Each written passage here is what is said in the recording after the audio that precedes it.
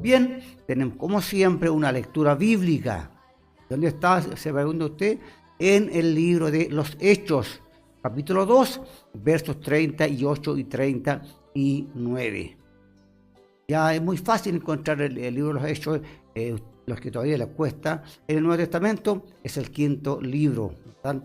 Ahí está entonces la lectura bíblica para hoy y la vamos a estar leyendo en el nombre glorioso de nuestro Señor Jesús. Y dice así: Pedro les dijo: arrepentíos y bautícese cada uno de vosotros en el nombre de Jesucristo para perdón de los pecados, y recibiréis el don del Espíritu Santo, para vosotros es la promesa, y para vuestros hijos, y para todos los que están lejos, para cuanto el Señor nuestro Dios llamare. Esa es el texto base que tenemos para compartir con ustedes en esta tarde. Hay un título, como siempre tenemos un título y lo vamos a leer enseguida. Dice: ¿cómo se recibe el don del Espíritu Santo? Ese es el título que tenemos para hoy día para compartir con ustedes.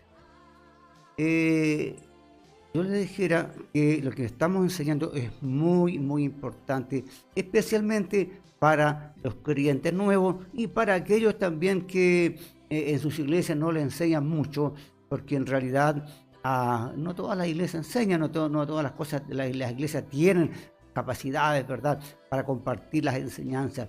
Y esto es muy importante porque sirve mucho para las personas, para los nuevos creyentes que están recién partiendo y aquellos que también llevan mucho tiempo dentro de la iglesia. Eso es.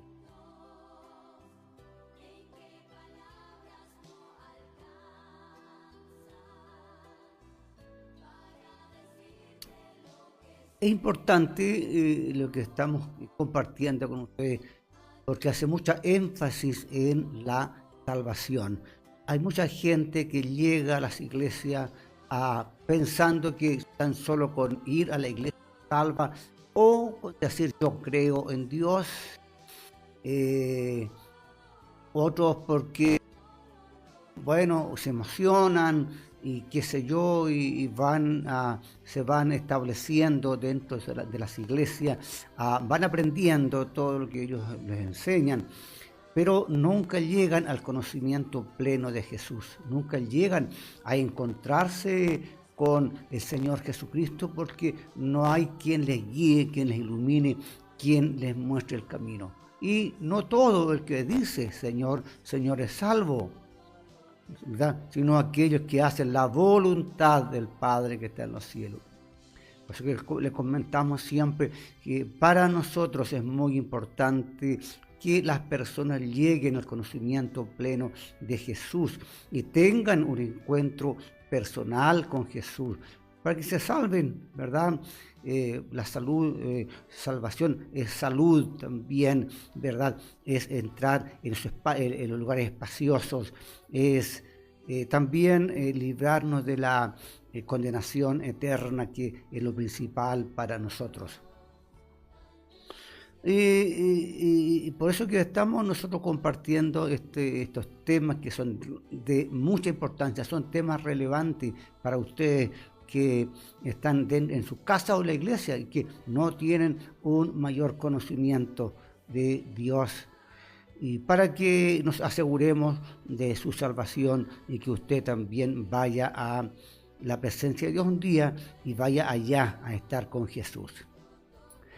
Entonces, podemos ver que es primordial recibir el don del Espíritu Santo para la vida cristiana. Les vamos a mencionar algunas de las razones. Entonces, ¿qué es recibir el Espíritu Santo? Vamos a ir compartiendo con ustedes y vamos a ir tratando de explicar 5 partes de la Biblia donde se describe la recepción del Espíritu Santo, donde se encuentra en Hechos capítulo 2, el 8, el 9, el 10 y el 19. Ahí es bueno que usted anote y después repase y vea lo que está escrito, y nosotros vamos a hablar en forma global. Estudiando minuciosamente estas 5 partes podemos encontrar una cosa en común. Tanto la persona que recibe y la persona que la acompaña sabían de la presencia del Espíritu Santo. El momento de recibirlo, la recepción del Espíritu Santo no es abstracta, sino una experiencia real y específica. O sea, cuando alguien recibe el Espíritu Santo, va a haber cambios en su vida, cambios de mente, de ánimo, cambios emocionales. Hay muchas cosas que uno las ve diferente a como lo había visto antes. Uno ve a diario las calles, los árboles, ve los pájaros, qué sé yo.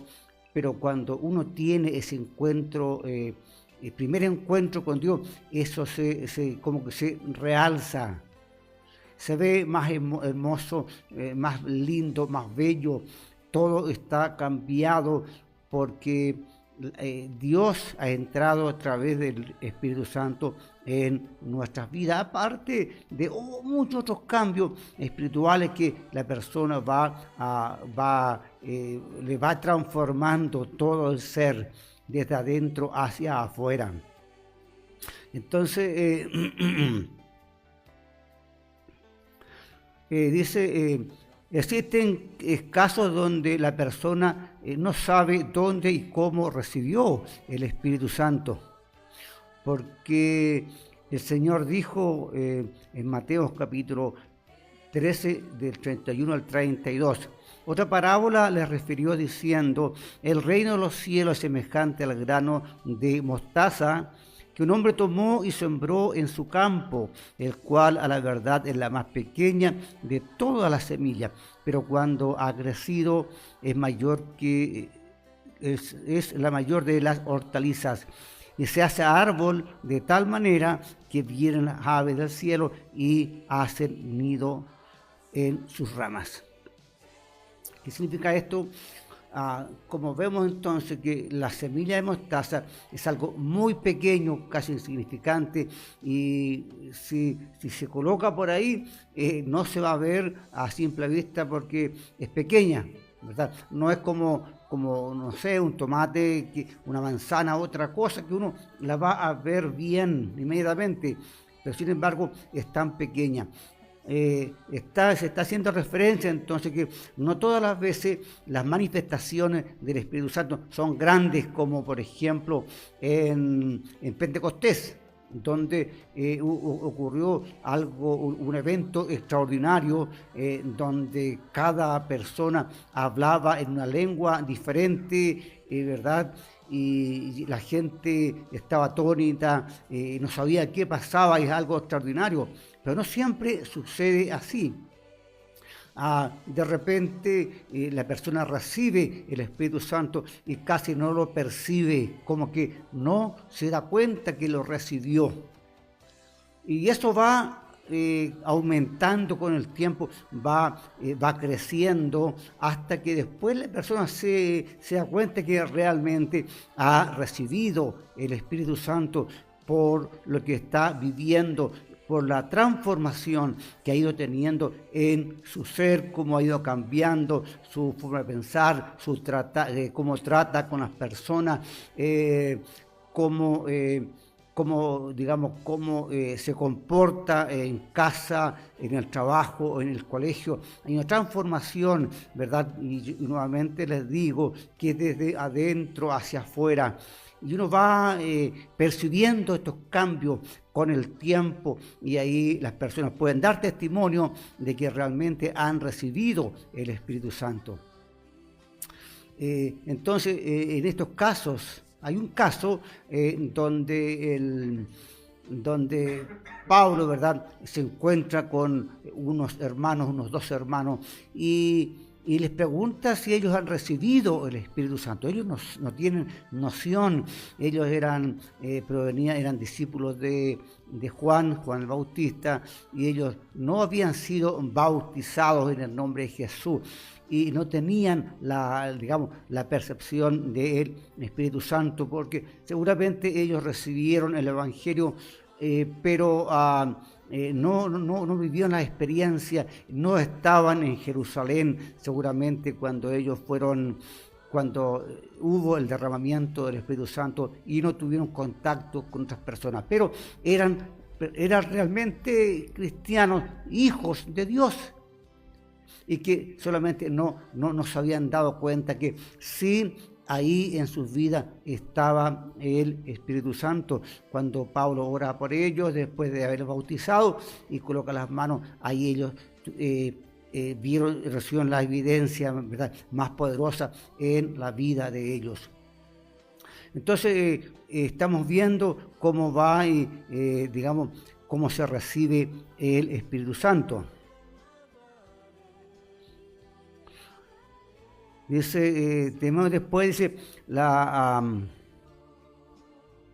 este testimonio no es otra cosa más que la creencia en Jesús. Ya hemos dicho que sin Jesús en el corazón no se puede recibir el Espíritu Santo. Dice, este testimonio no es otra cosa más que la creencia en Jesús. Poder creer en Jesús esta es la mayor evidencia y testimonio más seguro. Muy importante creer en Jesús, pero no tan esa forma superficial como todo el mundo habla hacia afuera.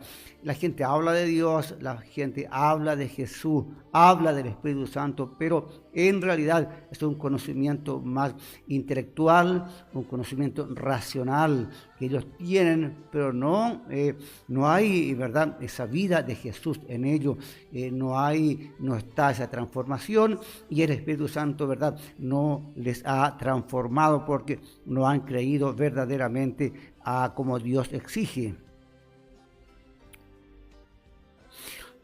Debemos de tener fe, porque la fe es la decisión y la continuidad de esta última. O sea, la fe es, creer en Jesús.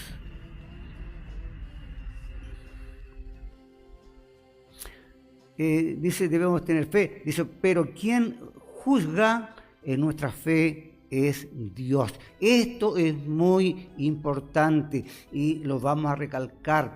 La gente piensa, como yo le decía la otra vez, que cerrando los ojos y decir yo creo en Jesús, es la fe verdadera. No es así. Por eso que hay mucha gente dentro de las iglesias que cree ser salva y no lo son. Y eso nosotros hacemos hincapié, porque para nosotros es importante que verdaderamente las personas se salven, que conozcan a Jesús en espíritu y en verdad. ¿Por qué? Dice que, pero ¿quién es que juzga nuestra fe? Es Dios. Si la encuentra capaz de recibir la salvación, le da la garantía el Espíritu Santo, ¿verdad?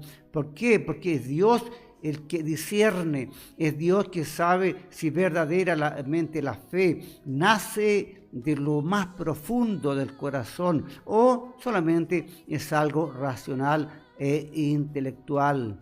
Entonces, por eso es importante este tema, asegurarnos de nuestra salvación. Por eso en 2 Corintios capítulo 1, verso 22, dice lo siguiente: el cual también nos ha sellado y nos ha dado las arras del Espíritu en nuestros corazones. Es una garantía, es un adelanto que Dios coloca en nuestras vidas. Si creer en Jesús es la condición para recibir la salvación, recibir el Espíritu Santo es el resultado de la salvación. O sea, decíamos la otra vez, es la evidencia. Entonces, ¿cómo entonces yo voy a estar seguro que mi fe es la fe correcta? Entonces, ¿qué me va a asegurar eso? Es que yo reciba el Espíritu Santo de Dios en mi espíritu, en mi corazón. Por eso, recibir el Espíritu Santo no es opcional, sino que es una condición sumamente importante e indispensable para una vida cristiana. No es una opción, no es que si recibo o no recibo el Espíritu Santo, es una condición. No se puede recibir el Espíritu Santo si no también a través por nuestro Señor Jesús. No es una opción, es sí o sí, todo creyente debe de recibir el Espíritu Santo. Recibir el Espíritu Santo significa, en otras palabras, ser bautizado también por el Espíritu Santo. 1 Corintios 12:13. Esto es como en el comienzo de la vida espiritual. Entonces, ¿cómo podemos recibir el Espíritu Santo? Vamos a la conclusión. Es creer en Dios correctamente y ser aprobado por Él. Yo voy a repetir. Dice, entonces, ¿cómo podemos recibir el Espíritu Santo? Vamos a ver la conclusión. Es creer en Dios correctamente y ser aprobado por Él. ¿Se da cuenta? Mire, hay cientos y miles de personas que hacen confesión de fe, pero la fe no alcanza. No alcanza porque es una fe racional, una fe, digamos, en donde la persona habla desde los labios hacia afuera, pero no viene un arrepentimiento de lo profundo de su corazón. Ya hemos leído ya el pasaje que ya leímos delante y lo vamos a repetir, pero Pedro les dijo, arrepentíos y bautícese cada uno de vosotros en el nombre de Jesucristo para perdón de los pecados y recibiréis el don del Espíritu Santo. Porque para vosotros es la promesa, y para vuestros hijos, y para todos los que están lejos, para cuanto el Señor llamare. Ahí tenemos entonces acerca de el Espíritu Santo, el cual es tan importante en nuestras vidas. Es muy, muy importante lo que estamos comentando hoy día con ustedes. El pasaje dice, en el nombre de Jesucristo, y recibiréis el don del Espíritu. Esto, en otras palabras, es creer en Dios, creer verdaderamente en Dios. Porque el bautismo es una manera de confesar nuestra fe en Jesús. Por eso que cuando uno baja a las aguas, está dando testimonio verdaderamente que ha creído en Jesús, que Jesús ahora es su dueño, es su amo, es su Señor, es su Salvador, es su Redentor, que Jesús es un todo para nuestras vidas. En otras palabras, nos está prometiendo que con creer en Él nos va a regalar el Espíritu Santo. El Espíritu Santo es un don, es un regalo también inmerecido que Dios tiene para nosotros. ¿Qué significa que es un regalo? Es recibirlo sin precio.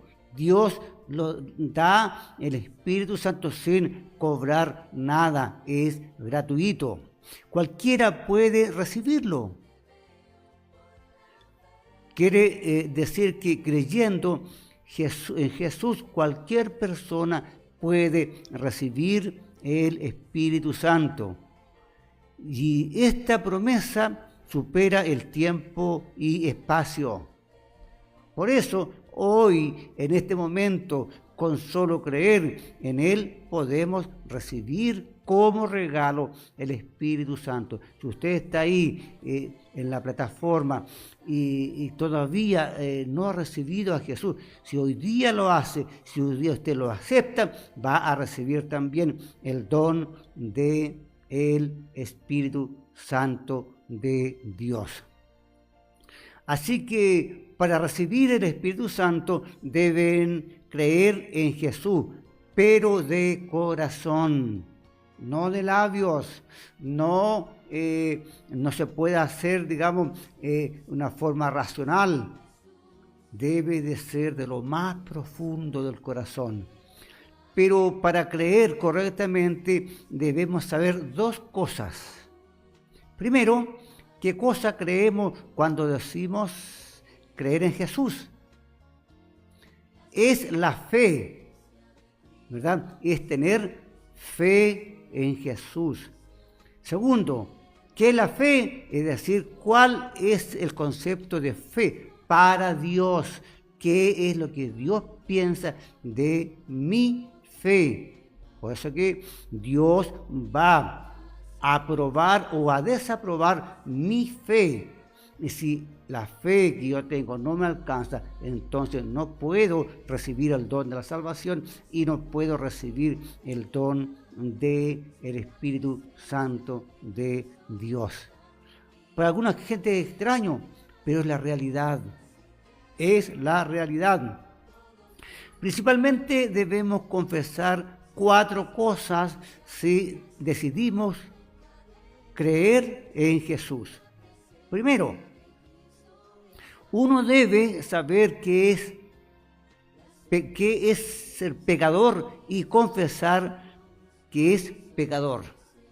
Segundo, creer que Jesús, quien ha venido a este mundo hace más de 2000 años atrás, es Dios que vino a encontrarse conmigo.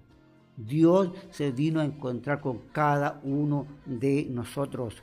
Tercero, Jesús vino a este mundo a morir en lugar mío para ser crucificado por mi pecado.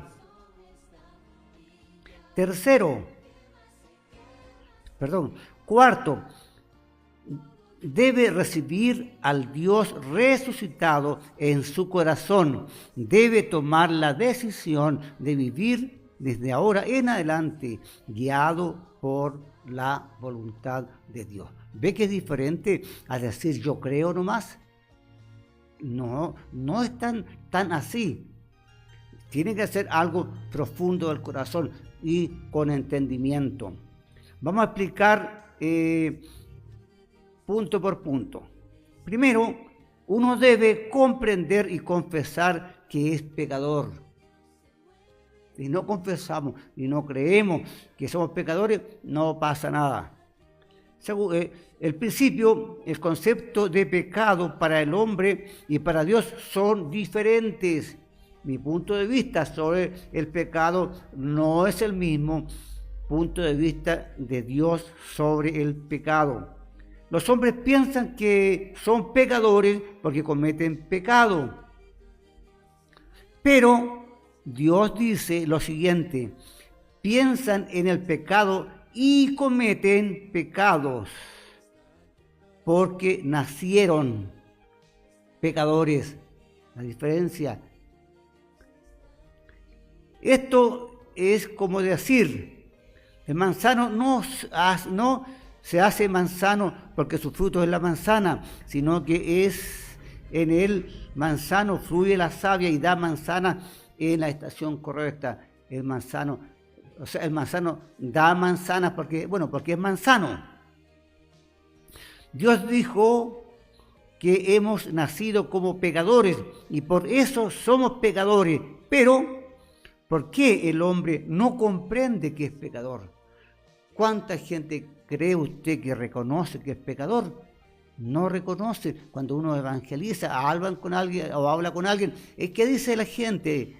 yo soy bueno, yo no voy a la iglesia, yo no le hago mal a nadie, yo me porto bien. La gente no reconoce y no puede reconocer que es pecador.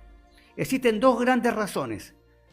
En primer lugar, es por nuestra memoria que está dañada, porque la memoria del hombre está llena de, está corrupta, ¿verdad? Y falla. La memoria nuestra, a veces cuando nos conviene nos acordamos y cuando no conviene uno no se acuerda. Uno tiende a acordarse de las buenas obras realizadas por uno y olvidarse de las obras malas. Esto pasa cuando uno va a orar o cuando le toca predicar o cualquier cosa. ¿En qué se acuerda? Se acuerda de todo lo bueno que ha hecho. Se acuerda que ayudó a pasar a la abuelita en la calle. Se acuerda que le ayudó a un mendigo. Se acuerda que le regaló algo al vecino y tantas cosas. Todo uno se acuerda. Pero las cosas negativas, los pecados, normalmente uno no se acuerda porque no nos conviene. En cuanto al prójimo, dice, tiene la tendencia de acordarse de las cosas malas. Cuando uno ve a alguien por ahí, la primera que viene, esta persona es mala, esta persona como la otra vez hizo esto y esto, nos acordamos de todo. Pero también, ahora, es todo lo contrario, nos olvidamos de las buenas obras que tienen las personas.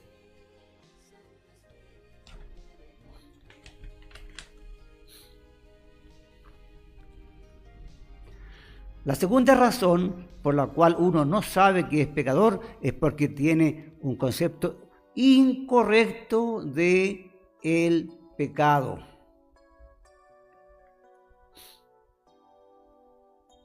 La gente piensa que es pecador, es que es pecado lo que está mal para nuestra conciencia. Escúchelo bien, se lo voy a repetir. La gente piensa que es pecado lo que está mal para nuestra conciencia. Hay mucha gente que dice, si tu conciencia no te reprende, está bien. Pero vamos a ver acá. Pero Dios dijo, es pecado lo que está mal para mi conciencia. O sea, no es lo que yo pienso, no es mi conciencia la que determina el pecado, sino que es la conciencia de Dios. ¿Se da cuenta? Qué importante es esto. Y hay mucha gente que hace cosas y dice, yo no, mi conciencia no me reprende. Pero aquí lo importante es lo que dice la conciencia de Dios. Hay una gran diferencia de conciencia entre la del hombre y la de Dios.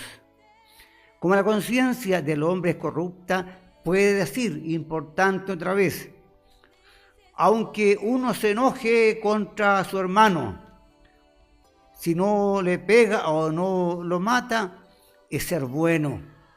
Eso es lo que la gente dice. La gente se aira, se enoja con personas, piensa mal, maldice muchas veces las personas. Pero a las finales dice, pero no le pegué, no lo maté por si acaso, por lo tanto yo soy una persona buena. Pero al ser la conciencia de Dios, que es sublime, dijo, cualquiera que se enoje contra su hermano será culpable de juicio.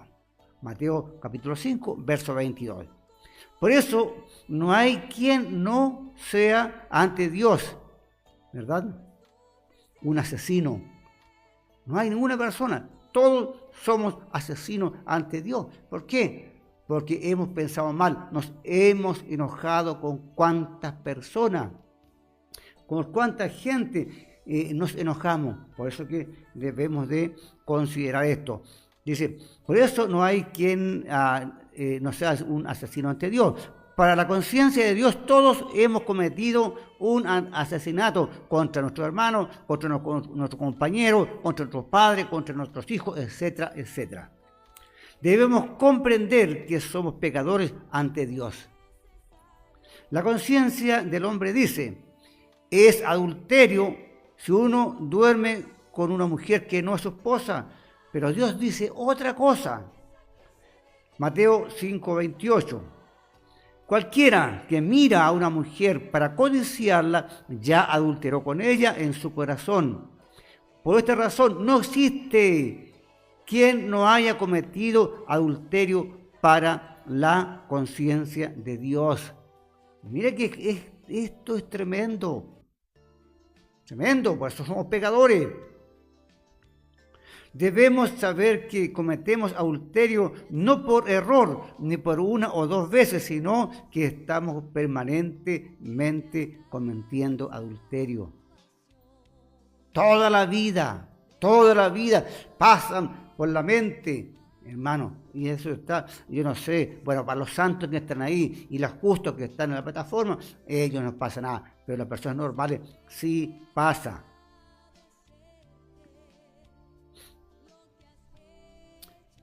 Entonces debemos de comprender que todos somos pecadores ante Dios. No hay nadie justo, no hay nadie santo, como dicen ahí, el Santo Padre. No existe eso, no existe. Nadie es santo, nadie es justo. Segundo, creer que Jesús ha venido a este mundo hace más de 2000 años atrás, es Dios y que vino a encontrarse conmigo. Dios vino, ¿verdad?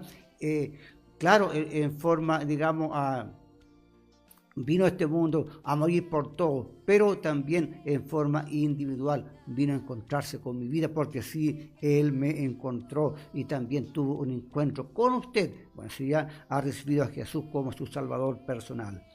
Como el hombre es incapaz de comprender el corazón de Dios, este ha venido al mundo en forma de hombre y como es omnipotente pudo encarnarse cuando Él vino, cuando Él quiso hacerlo. Entonces, ¿qué significa esto? Que el hombre no era capaz de comprender a Dios. ¿Cómo comprendemos a Dios ahora? ¿Cómo lo conocemos? A través del Padre, a través de Jesús. Y Él vino para revelarnos al Padre.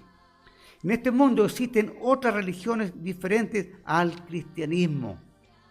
Por ejemplo, el budismo, el confucianismo, el islamismo, etc. Los creadores de estas religiones eran sinceras para con ellos mismos, pero el problema es que no conocían a Dios. Eran personas que quisieron solucionar los problemas del hombre, pero ninguno de ellos se proclamó Dios, porque sabían muy bien que no lo eran. Todos estos líderes religiosos de estas religiones que le he hablado y de otras, eran personas que tenían buen corazón, tenían buenos pensamientos, querían arreglar las cosas, pero ellos no eran Dios y no tenían la capacidad tampoco que tiene Dios. La única religión en donde el Creador se proclamó Dios es el cristianismo. Jesucristo, el Hijo de Dios. La proclamación de Dios tiene dos posibilidades. Una, que sea verdadera o que sea falsa. Son dos probabilidades para el mundo. Si Jesús hubiera mentido, sería el mentiroso más grande de la historia. Como Dios hubiese mentido para engañar al mundo, uno se pregunta, imposible, Dios no puede mentir y Él no ha venido a engañar al mundo. ¿Cómo puede salir de la boca de un mentiroso, verdad, una historia como la de Jesús hace más de 2000 años, verdad, que ha liderado la humanidad? Es más fácil creer en la palabra que desconfiar. La palabra de Dios, ¿verdad?, es la más confiable que nosotros podemos tener, ¿verdad? Es la palabra más segura que nosotros tenemos, es la que tenemos nosotros en la Biblia, en la palabra de Dios.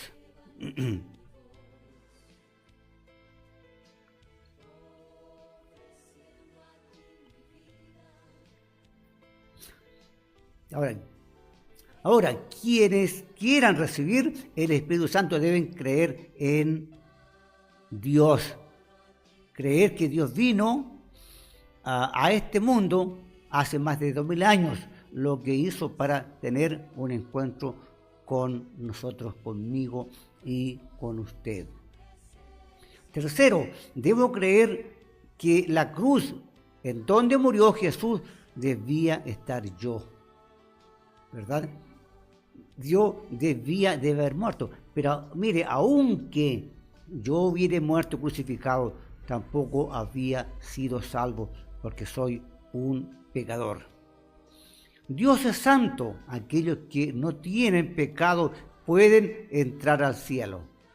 ¿Y quiénes no tienen pecado? Ya dijimos que todos somos pecadores, pero al ser pecadores nadie tiene derecho a entrar en el cielo.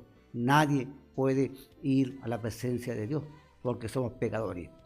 Para los pecadores, nosotros podamos entrar al paraíso, alguien debe pagar el precio por los pecados. Pero la persona que nos reemplace debe ser una persona sin culpa, porque al crucificar una persona con sus pecados no tiene valor alguno, ya que se estaría crucificando por sus propios pecados y ni aún así puede alcanzar la salvación. O si no, cualquier persona diría: yo tengo 80 años ya, así que me voy a crucificar y voy a ser salvo. No se puede hacer. Por eso, la única solución era Dios, quien está libre de todos los pecados y ha tomado nuestro lugar para darnos la salvación. Jesús, quien vino a este mundo hace más de 2000 años atrás, lo hizo para tomar mi lugar y él ser castigado por mí. Cuarto, debemos recibir a Jesús resucitado en nuestros corazones como nuestro Rey, como nuestro Dueño, como nuestro Señor, nuestro Redentor y todo lo demás. Jesús fue crucificado llevando mis pecados. Él podía liberarse de la carga que llevaba en la cruz, porque el pecado que cargaba no era propio, sino era nuestro pecado. Una vez muerto, después de haberse liberado de este pecado, la muerte no podía retenerlo más, porque él no tenía pecado. ¿Por qué resucitó Jesús? Porque él no tenía pecado. La muerte no lo podía retener. Por eso salió victorioso, recuerde, al tercer día. Y resucitó.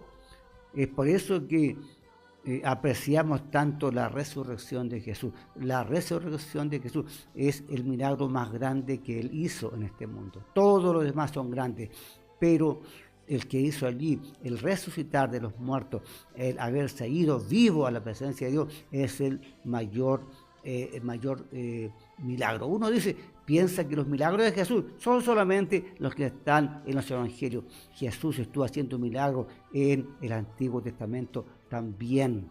Ahí estuvo Jesús. No se nombra a Jesús ahí, pero sí como Dios, él estuvo haciendo todos los milagros que usted ve. Algunos de ustedes están viendo tal vez a Moisés, ¿verdad? Que están dando los días domingo, me parece que domingo a jueves, después del noticiario. Ahí se está hablando y se está mostrando los milagros que Jesús está haciendo en Egipto y después a través de todo el desierto y bueno, a través de toda la historia. Jesús, quien resucitó, es Dios y es libre de todos los males. Nosotros todos tenemos un trono en lo alto de nuestro corazón, en donde cada uno de nosotros está sentado. Ahí está el yo. ¿Ha oído hablar? El yo, el yo, el yo. Muchas de las personas piensan que la vida es de uno y la vive como quiere, como si fuésemos dueños. Pero aquella persona que quiera creer en Jesús debe levantarse de este trono, arrodillarse en el suelo y dejar pasar a Jesús que está golpeando la puerta de nuestros corazones para que se siente en ese trono. ¿Quién debe de estar ahora en este trono? No es el yo. Ahora debe de estar reinando Jesús. Mi corazón es el que me guía, el que me gobierna. En otras palabras, debemos de tomar la siguiente decisión: hasta el día de hoy he vivido bajo mi voluntad, pero desde este instante voy a vivir bajo la voluntad de Dios. Dios se despojó a sí mismo tomando forma de siervo. Filipenses capítulo 2, verso 7. El Espíritu Santo es el Señor, quien ha venido a la tierra con poder de reino. Por eso en Mateo 16, 28 dice, por eso si no nos rendimos completamente, no podemos recibir al Espíritu Santo de Dios. Cuando Dios dijo, ¿verdad?, que hay personas en este mundo, en esta vida, en los tiempos de Jesús, ¿verdad?, que no verán muerte, ¿verdad?, antes que venga el reino. Se refería a la venida del Espíritu Santo. ¿Qué es la fe? ¿Cuál sería la fe conforme a Dios? Veamos Santiago capítulo 2, verso 20. Más quieres saber, hombre vano, la fe sin obras es muerta. Es muerta. Dios no nos ve como fe si no tiene obras. Esto es importante. ¿Por qué? Porque una persona que cree en Dios tiene que haber actitud en él, ¿verdad? Primero, dar los pasos hacia Jesús. Debe de creer en Jesús. Debe él acercarse también a Jesús por la fe. Dios nos llama. ¿Cuántas veces hemos tenido el llamado de Dios? Ahora Dios no nos va a salvar si nosotros nos quedamos lejos. Dios nos va a salvar porque nos vamos a acercar a Él y le vamos a creer y le vamos a confesar con nuestros labios que Jesucristo es el Señor. La obra no tiene ninguna relación con la ética. Habla de los comportamientos naturales que son el resultado de la fe. Entonces, nuevamente, una persona que ha creído en Dios y ha recibido el Espíritu Santo, vamos a ver entonces las obras, los hechos, las transformaciones de las personas. Yo yo nací en la iglesia, en el Evangelio, me quedaba dormido debajo de las bancas y qué sé yo. Mi papá me enseñó mucho, me habló mucho de Jesús. Pero llegó el día en que yo tuve un encuentro personal también con Jesús y Dios me transformó. Yo recuerdo cuando el Señor me cambió, estaba por el año nuevo. Tiene que ser el año 88 por ahí. El 88, claro, un poquito antes. Y yo había tenido dificultades, algunas diferencias con mi suegro.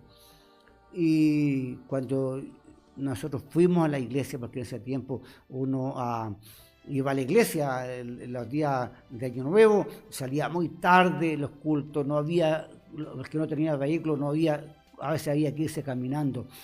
Y ese día yo llegué a mi casa muy tarde, estaba mi suegro, y cuando yo llegué, yo tomé a mi suegro y lo abracé y lo levanté. ¿Por qué? Porque mi vida estaba transformada. Ya no había odio, no había rencor, no había nada en mi corazón. Dios me había transformado.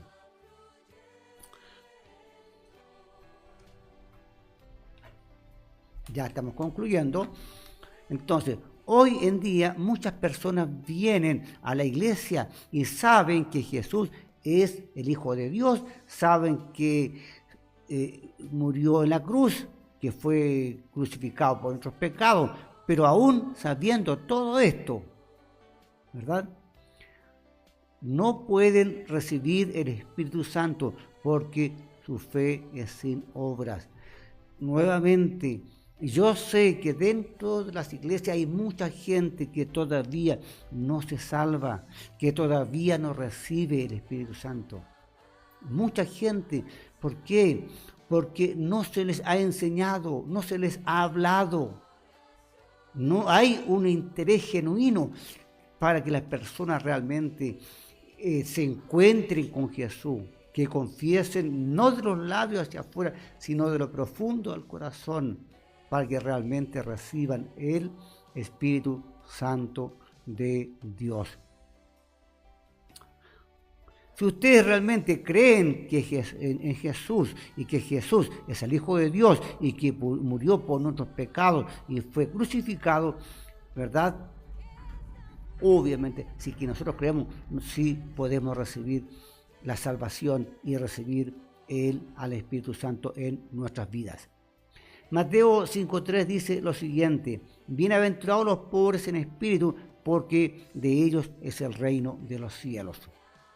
Toda persona desea ser bendecida, y la bendición para las personas mundanas es obtener cosas para vivir en esta vida cómodamente. ¿Qué quiere el mundo? No piensa en lo interior, no piensa en la trascendencia, no piensa después de la vida. La gente quiere vivir una vida cómoda, quiere pasarlo bien, quiere adquirir bienes, quiere que le vaya bien en todo eso. Y la gente del mundo, pero descuida lo más importante. Se fue la transmisión, un poquito y fue él. Ahora volvió, ya. Entonces, ¿qué cree la gente? No está verdaderamente interesada en la vida, en la persona interior que va a trascender por la eternidad.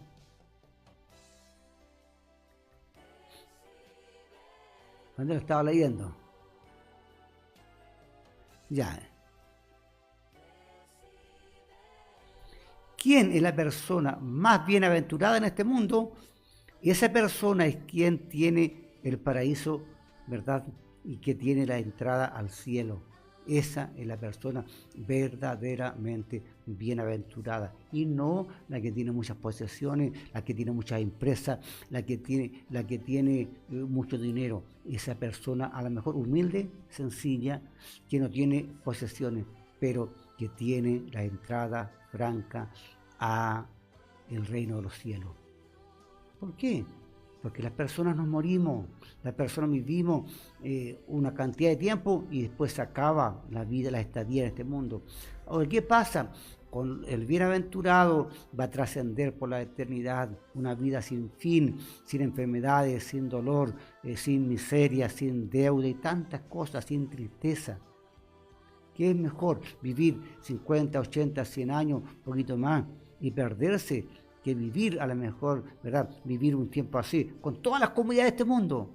Hay que vivir a veces con problemas, tener dificultades, pasar necesidades, pero llegar a ese tiempo donde vamos a estar eternamente con Dios sin ninguna necesidad. ¿Cuál es el significado específico de los pobres en espíritu? Es como alguien que busca ser rescatado, ¿verdad? Cuando está digamos, en un estado de muerte, cuando está en náufrago, cuando está perdido ahí en la cordillera. Esa es una persona necesitada, ¿verdad? Que busca ayuda. Y ahora esa persona que es rescatada, esa persona que estaba perdida, que estaba ahí, que estaba en medio del océano y no había esperanza para ella. ¿Qué sentirá esa persona cuando va a alguien y la rescata? ¿Se imagina usted qué es lo que nosotros debemos de sentir hacia Jesús, que Él sí nos rescató de la perdición eterna? Debe de haber un corazón agradecido hacia Dios por haber tomado nuestro lugar, por haber muerto en la cruz del Calvario y haber dado su vida por nosotros y de esa manera librarnos de la condenación eterna. Si nosotros realmente comprendimos que somos pecadores, sabemos que si morimos con nuestros pecados vamos a caer al infierno. Hay mucha gente que no les gusta que se hable del infierno dentro de las iglesias. Si no hablamos de infierno, estamos también coartando la palabra de Dios y la libertad a las personas que se salven. Y creemos que Jesús fue crucificado por el pecado de cada uno de nosotros y realmente deseamos recibir de esa gracia, porque no sentimos, ¿verdad?, como personas, porque no sentirnos como personas que buscamos la ayuda de parte de Dios. Si alguien está en un problema, en una necesidad, tiene que buscar auxilio. ¿De dónde viene nuestro auxilio? Viene de parte de Jehová, que hizo los cielos, la tierra, el mar, la fuente de las aguas. Ahí nosotros pedimos auxilio. Pedro ahí se está hundiendo, dijo Pedro y gritó, tiene que haber gritado lo más profundo de su ser: sálvame que perezco. Tiene que haber un grito de auxilio en cada uno de nosotros. Los pobres en espíritu es obrar correctamente con la fe hacia Dios. Tenemos que asegurarnos, interesarnos, tenemos que ver, mirar hacia adentro cómo estamos, y habiendo entendido nuestra condición, ir y pedirle auxilio, pedir perdón a Dios. Ahora, hermano, si usted todavía no conoce a Jesús, confiésele a Dios, ¿verdad?, que Él está mirando su vida, Él está mirando su corazón, y usted sabe que es un pecador, y que Él dio su vida por usted en la cruz del Calvario, y que es la única forma de que usted se salve, creyendo verdaderamente en nuestro Señor Jesucristo. Bien, ya concluimos nuestro tema de hoy, y vamos a estar orando, que ya... Mira, se lo paso ahora, no me gusta alargar mucho. Vamos a orar al Señor. Padre, te damos gracias en nombre de Jesús por tu palabra, y hemos compartido, Señor, este tema para los nuevos creyentes, para que ellos, Señor, se aseguren de su salvación, y esta palabra haga vida en sus mentes, en sus corazones, y ellos verdaderamente conozcan a Jesús y se salven. Oramos por esas personas sinceras que están en la plataforma, para que ellos también, el Espíritu Santo, les convenza de pecado, que ellos sepan que han nacido pecadores y como pecadores están condenados, pero también sepan que Jesucristo murió en la cruz del Calvario por sus pecados, para que ellos se arrepientan, pidan perdón y Jesús los salve e inscriba su nombre en el libro de la vida. Oramos por los enfermos también. En el nombre de Jesús te presentamos a Carolina Martínez, ahí está en Osorno, para que el Espíritu Santo se glorifique, Señor, corrigiendo toda deficiencia en su cuerpo, para que ella sea restaurada y sea sanada por la gracia de Jesús. Oramos por Emanuel también, este pequeño, Señor, para que el Señor haga esa obra completa, para que este pequeño bebé, Señor, no tenga ninguna secuela de la enfermedad y sea un niño normal también, y pueda correr, Señor, por ahí en la playa, en Yico, donde se encuentre. Bendice a sus padres también, para que su fe no falte. Oramos por todos los enfermos que están en la plataforma, para que ustedes también reciban sanidad por la fe en Jesús, no importa la enfermedad. Solamente crea que Jesús llevó sus enfermedades, sufrió sus dolores, y por sus llagas, Señor, todos fuimos curados. Oramos, Señor, por la iglesia, para que tú la guardes del mal, para que la iglesia siga siendo refugio, las personas vengan a Jesús, conozcan a Jesús y se salven. Bendice al misionero, a los evangelistas que van a llevar el mensaje más lejos, para que vuelvan con regocijo trayendo a la familia. Y no te olvides, Señor, de los perseguidos, Señor, en los países islámicos, en los países comunistas, Señor, donde hay persecución, para que guarde su integridad, guarde la familia, y aún les guarde, Dios mío, y su fe no falta ahí en el lecho de muerte. Oramos, Señor, por nuestro país, para que haya justicia, equidad, Señor, para que se abogue por los pobres, por los necesitados, Señor, aún por los extranjeros. Oramos también para que guardes a toda persona, Señor, que está en la plataforma y que trabaja en los diferentes lugares. Oramos por los que trabajan allí en el mar, los que bucean, los pescadores, para que todos nosotros, usted nos mantenga cubiertos en la virtud gloriosa de su sangre, bajo la cobertura del Espíritu Santo, al cuidar los ángeles, y mantenga el cerco de protección a nuestro alrededor. Señor, te damos gracias en el nombre de Jesús. Amén y amén. Que Dios les bendiga y que la gracia de Dios sea con sus corazones.